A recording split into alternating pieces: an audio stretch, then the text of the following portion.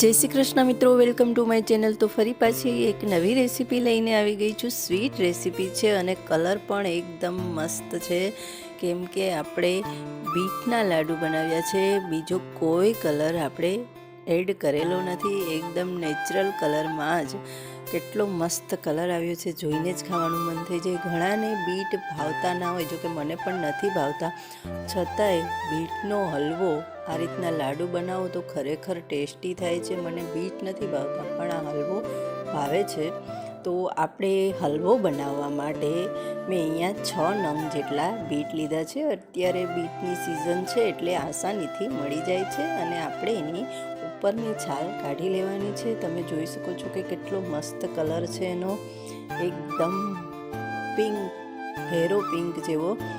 તો હવે આપણે છાલ કાઢી લીધી છે, તો મારા હાથમાં પણ એનો કલર બેસી ગયો છે, જોકે આ એકદમ નેચરલ કલર છે।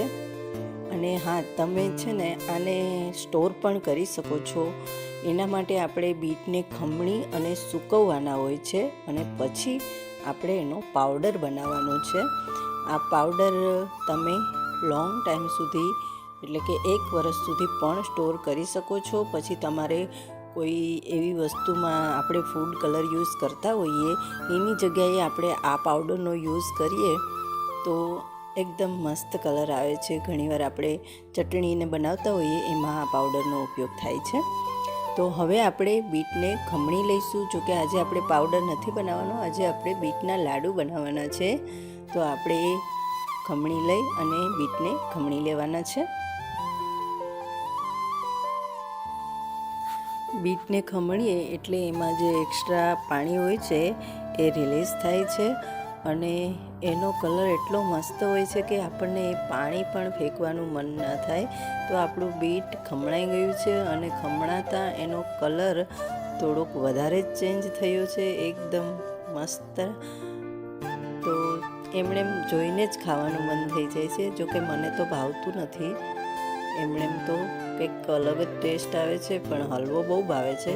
તો તમને જો આ રીતનું કાચું બીટ ના ભાવતું હોય તો તમે હલવો બનાવી શકો છો, જોકે કાચું ભાવે તો વધારે સારું, કેમ કે હેલ્થ માટે ખૂબ સારું હોય છે।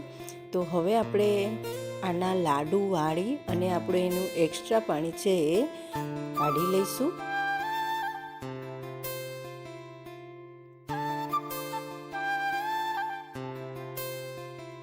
તો 6 નંગ બીટમાંથી એટલું બધું પાણી નીકળેલું છે, તો આપણે એને રાખી દઈશું, ફેંકવાનું નથી।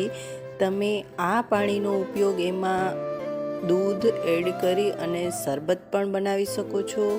અને બીજું, આપણે રોટલી અથવા તો પરોઠા પણ આના બનાવી શકીએ છીએ। એનો વિડીયો હું શેર કરીશ, કેમ કે મેં પણ પાણી સ્ટોર કરેલું છે 1 દિવસ માટે અને આપણે એના પરોઠા બનાવીશું। તો હવે આપણે જે ખમણ રાખેલું છે એને આપણે ગેસ ઉપર ચડાવીશું એક કઢાઈમાં અને થોડીક વાર માટે એમને રોસ્ટ કરીશું।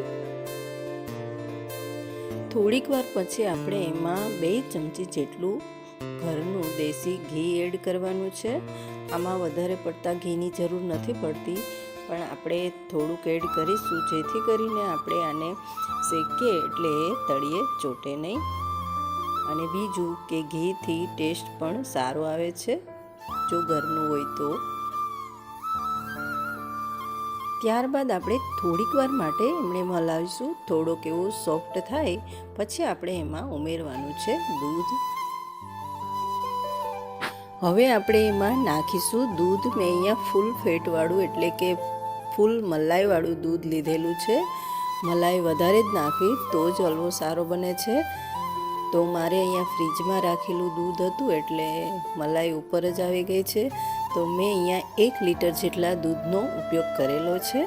તમે જેટલો હલવો હોય એટલું દૂધ નાખી શકો છો, આમાં કોઈ ક્વોન્ટિટી વધારે ઓછી નથી હોતી।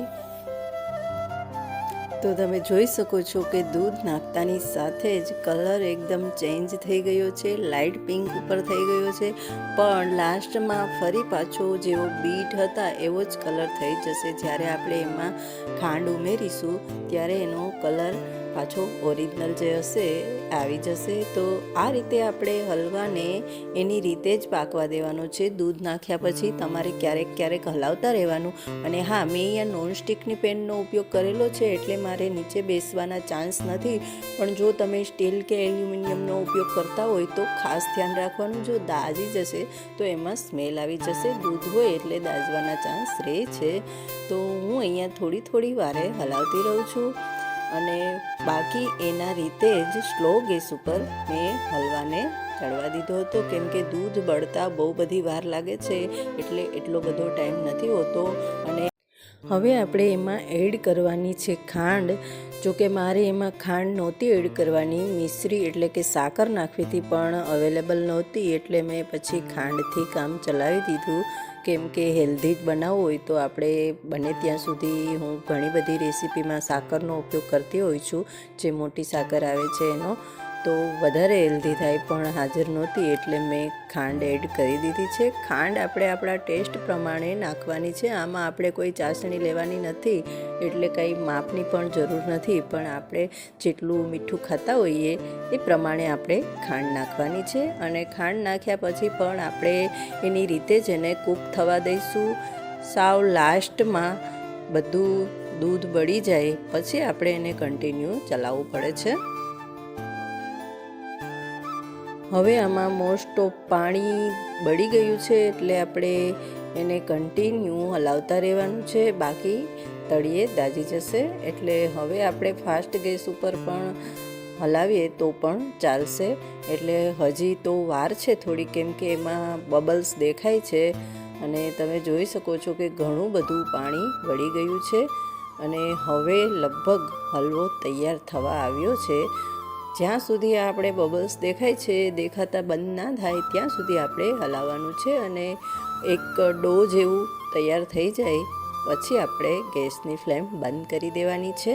કેમ કે આપણે લાડુ વાળવાના છે એટલે થોડીક ચાસણી વધારે ઘાટી આવે એ રીતે રાખવાનું છે. બાકી તમે જો તમારે એમનો છૂટો હલવો ખાવો હોય તો તમે ગમે ત્યારે એટલે કે એન્ડ ટાઈમે બંધ કરી શકો ગેસ. તો એમાં કોઈ આપણે વધારે પડતી ચાસણીની જરૂર નથી હોતી. અહીંયા મેં લાસ્ટમાં 1 ચમચી જેટલું ફરી પાછું ઘી એડ કરેલું છે. તો હવે આપણો હલવો રેડી થઈ ગયો છે. તો આપણે ગેસની ફ્લેમ બંધ કરી દઈશું. એકદમ બરાબર ચાસણી આવી ગઈ છે અને બધું પાણી બળી ગયું છે. એટલે આ રીતનું થાય પછી આપણે ગેસ બંધ કરી દેવાનું છે અને એને ઠંડો પડવા દેવાનો છે. ઠંડો પડતા એ વધારે થીક થશે અને પછી જ આપણે એના લાડુ વાળવાના છે. અને એનો કલર પણ ઓરિજિનલ બીટનો ફરી પાછો આવી ગયો છે. જ્યારે આપણે સ્ટાર્ટિંગમાં મિલ્ક એડ કર્યું ત્યારે એકદમ લાઇટ પિંક જેવો થઈ ગયો હતો, પણ બધું દૂધ બળી ગયું એટલે ફરી પાછો જેવો બીટનો કલર હોય છે એવો જ કલર થઈ ગયો છે. અને ઠંડો પડે પછી આપણે આ રીતના નાની સાઇઝના સોપારી જેવડા લાડુ બનાવી લેવાના છે. અને આપણે એને ટોપરાના ક્રમ્સમાં આ રીતે કોટ કરી દેવાના છે.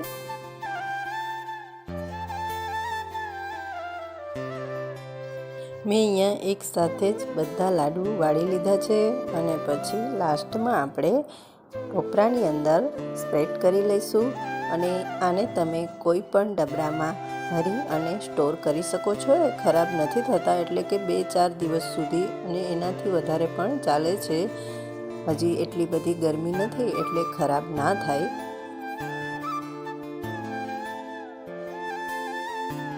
તો આપણા બીટના લાડુ બનીને તૈયાર થઈ ગયા છે.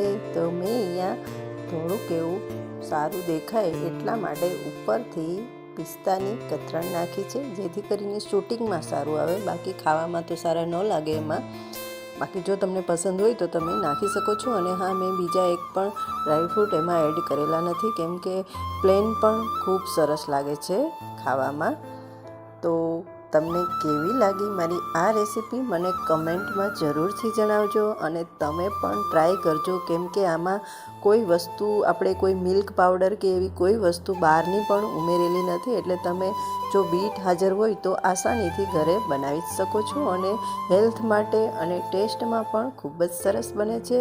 અને જેને બીટ પસંદ નહીં હોય એ પણ જરૂરથી ખાશે એ મારી ગેરંટી છે, કેમ કે મને પણ નથી પસંદ, છતાં પણ મને આ બીટના લાડુ બહુ ભાવે છે અને એકદમ ટેસ્ટ બદલાઈ જાય છે. એમાં બીટનો ટેસ્ટ એટલો બધો નથી આવતો કે આપણને.